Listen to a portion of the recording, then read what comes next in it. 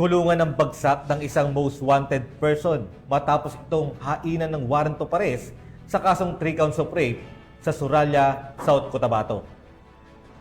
Ang matagumpay na operasyon ay resulta ng mas pinaigting na kampanya ng pulisya kontra kriminalidad upang mapanatili ang maayos at tahimik na bansa. Yan ang tinutukan ni Patrolwoman Rizali Umalay.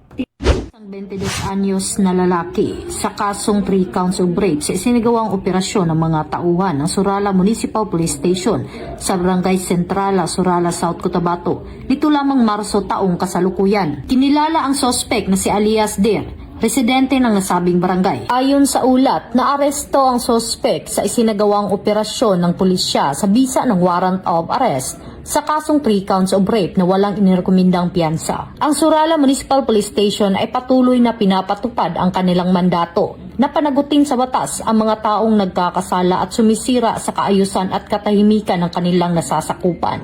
Dahil dito sa bagong Pilipinas, ang gusto ng pulis, ligtas ka. Mula dito sa General Santos City, ako ang inyong PNN correspondent, Patrolwoman Rizali Umalay, alagad ng batas, tagataguyod ng Balitang Pulis.